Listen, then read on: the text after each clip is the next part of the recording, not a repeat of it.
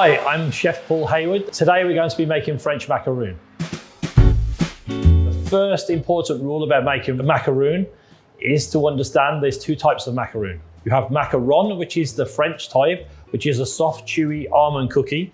And you have macaroon, which is a coconut macaroon, much softer, made from coconut, which is an American style cookie. So today we're making the French style almond macaroon. This recipe is very, very simple. We have almond flour, icing sugar, also known as powdered sugar. We also have egg whites. These are fresh egg whites. And we also have caster sugar. Caster sugar being the fine type of crystal sugar, not powdered sugar, but the fine type of caster, not granulated. If you have granulated, it will work, but I put it in the food processor to make it a little bit smaller first. The first thing we do in this recipe, which makes life a lot easier, we're using a food processor. The food processor, we are going to put the almond flour or ground almonds, also known as, into the bowl. Then we're going to put the icing sugar inside. Equal amounts of icing sugar and almond flour is known as, in French, called tompotent. So with the icing sugar and the almond flour together, what we're going to do is we're going to process it on pulse to basically mix the two ingredients together and also make them aerated so they're nice and light, and also make them nice and fine. Now, if this mix is very fine, you'll get a smooth macaroon. If you do not have this, you can push it through a sieve. It's very, very difficult. It takes a lot of time. So pulsing this for a few seconds saves you 30 minutes of trying to sift the almond flour.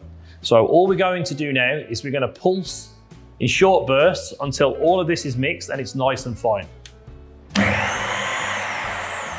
Again, small bursts. If you mix for too long, it can actually come together into a paste.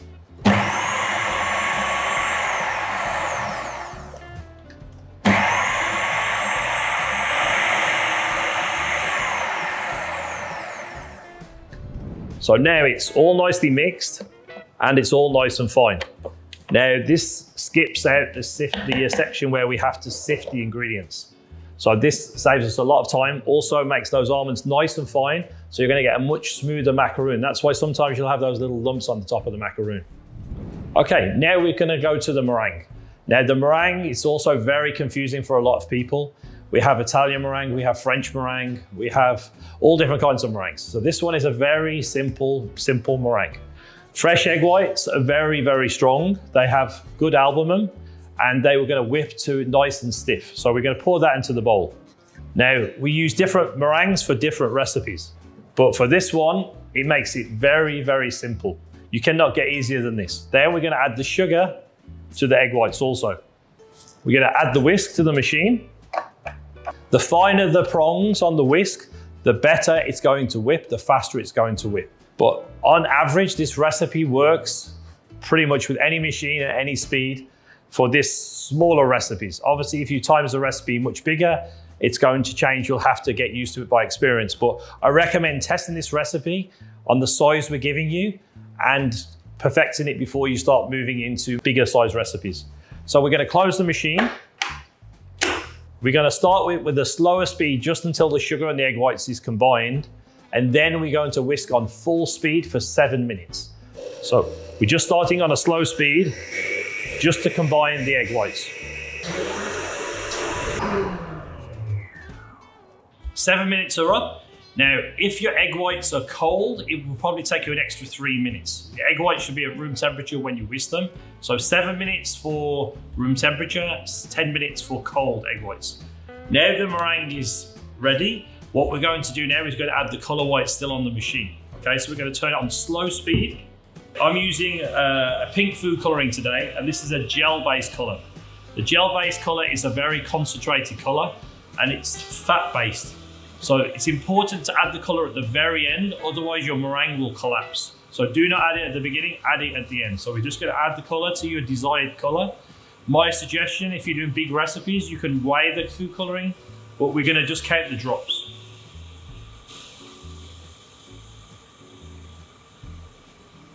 So I put 4 drops in. We're going to let this mix and then see the color.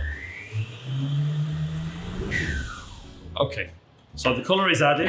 You can either do this on the machine, it's much easier, or you can actually do it with a rubber spatula separately, and you can also add it that way. With the gel colour, it's good because the colour will stay even after baking. I'm just going to finish mixing by hand just to make sure that all the colour is combined. So now we're going to take a plastic bowl. We're going to add all of the almond flour and icing sugar mixture. Okay, we're going to take half of the meringue. So you don't have to be exact with this. Now, using the rubber spatula, we're going to combine the almonds with the meringue.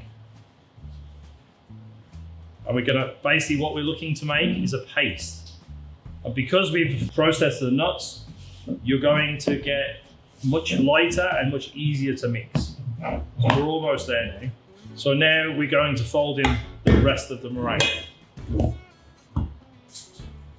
And then we can continue mixing. Now the purpose of the meringue is this is what's going to make the almonds and the icing sugar rise. But we don't want them to rise too much, because if they rise too much, you're going to get cracks. We have to now combine the two together so we have just enough air inside the mix to make it rise just enough for a nice macaron. This mixture now is known as the maquinage in French. The consistency is good, not too watery. So then the next thing is to put this into the piping bag. And we're using a tip that's about 1 centimetre wide. Drop the tip or the nozzle inside the bag, and then we're going to fill the bag with mix.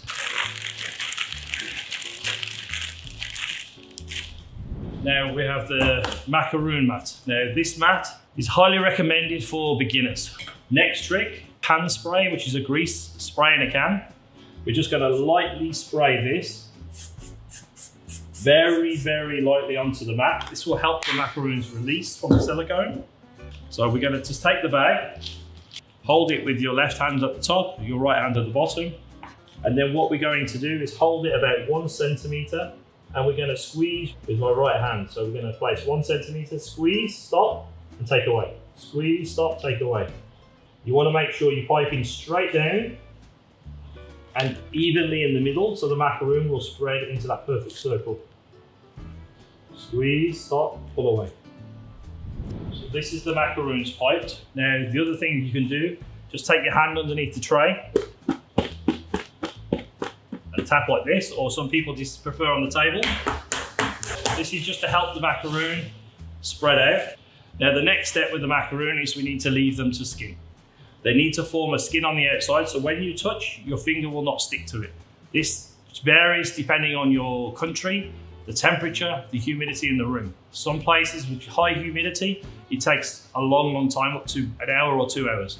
Other places where you have a very dry heat, it can be ready in 5 minutes.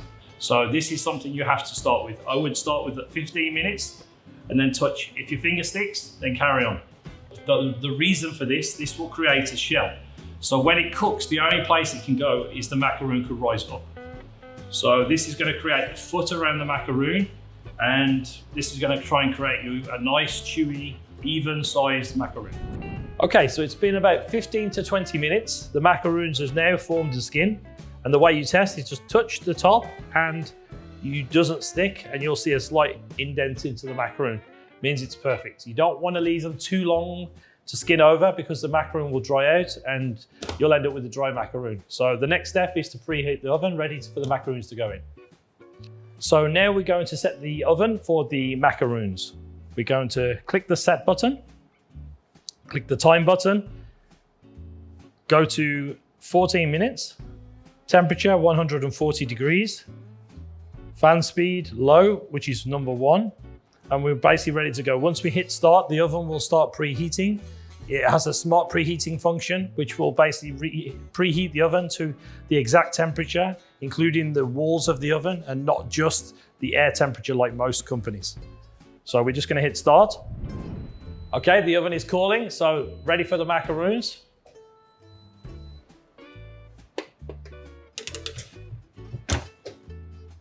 With the timer preset already and the temperature, The oven basically automatically cooks, so when it's ready, it will alert us and then the door will open automatically.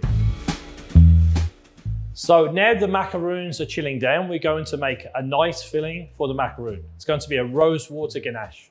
Simple ingredients. We have whipping cream, 35% fat. We have honey, which is a pure honey. We have rose water and we have white chocolate. Now the white chocolate needs to have cocoa butter, real white chocolate. So check your label, make sure it has cocoa butter, not vegetable fat in there. So the first thing we're going to do is take the cream and pour it into the saucepan,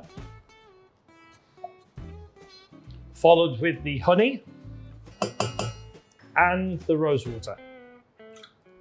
Now we're going to bring that to a boil. The chocolate I've put into a tall cylinder-shaped jug. The reason why, it's much easier to blend ganache or any kind of item that you're going to use a stick blender in this shape, because it will emulsify. If we would have done the ganache in a bowl like this, the end would be very difficult to mix and you're not going to get a proper emulsion where it's all mixed and smooth. Okay, coming to a boil. Just going to give it a stir because you have honey in the bottom of the pan. And we want to make sure when you see on the recipe that it says a rolling boil, it means that it's not one bubble. It's continuously boiling like this. Now we can see a continuous boil. So we know it's basically is boiling properly. Okay, so we're going to turn off the stove and pour it over the unmelted white chocolate. Now we're going to give it a little shake just to make sure everything is covered. And what we're going to do, the easy way is just to leave it for a few minutes for the heat to basically melt the chocolate on its own heat. This way, when we go to blend, it'll make it very simple and very quick. So it's been a few minutes. The chocolate is now softened. So all we're going to do is take the blender, put it inside, straight the way down and blend. And we want to make sure that everything is mixed. So I'm going up and down, side to side, all the way around, making sure that everything is mixed. Now at this point, the ganache is ready. If you wish, we can add color. So we've got some pink gel color.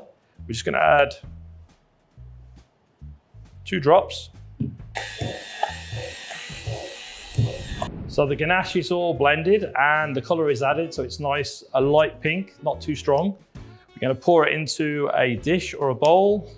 We're going to then cover directly on the surface with cling film and push directly onto the top of the ganache. This is going to stop the ganache from forming a skin, and we will leave this at room temperature, usually overnight around 26, 27 degrees, so it depends on your room temperature, until this will firm up and be a nice piping consistency for the macaroon. If you're in a hot place, you can also keep it in the chiller overnight, and then the next day just warm it slightly in the microwave. So we baked the macaroons yesterday. They all came out great. The ganache is made, it's been set, now it's all nice and firm. So the important thing, we took from the silicone mat, we took the macaroons off, we placed the nicest one for the tops, we placed the not so nicest ones for the bottom. Now when we do this, we want to make sure that the top and the bottom is the same size. So when they sandwich together, they're nice and even and uniformed. With the ganache, my easy suggestion is hold it. Don't try and hold the bag at the end because it's a lot of pressure to put, especially if you're not used to it. Grab it lower down and you're going to squeeze from here. So you squeeze so nice and evenly. So when we fill the macaroons, you want to basically use your finger and your thumb, hold the top and bottom of the macaroon. We're going to squeeze and stop. Don't worry about the point because the point is basically going to be covered once we put the top on it. So again, we're going to squeeze and stop, and then we're going to repeat all the way along. Good thing also with the macaroon shell, you can freeze the macaroon shell and preserves absolutely perfectly. Or you can actually fill them and then freeze them. And also the shelf life is very good. When you're going to serve them, just make sure that you defrost if they're filled in the chiller and then basically go to room temperature. Otherwise you'll get condensation and it'll become very wet. When we freeze the macaroon and defrost it, the macaroon will become very shiny. So a lot of people are a bit concerned that the macaroon's not shiny. That's because when it comes out the oven first, it'll have a flatter colour and look to it. So the macaroons are all filled. Now the trick to filling, we place the top onto the bottom, and then we take both sides and we twist. So we will put the top on the bottom and we will twist until the ganache comes to the edge of the macaroon. Another fun thing to do is to make multiple flavors of the macaroon. So you can have a different color on the top to a different color on the bottom. We can even put a hidden filling inside the ganache. For instance, we can put jam inside, or chocolate chips or nuts or different things like this. Even just using things like store-bought items like peanut butter, and you can make yourself almost like a Snickers. If you just push down, it's very, very difficult. But if you twist, it makes it very, very easy.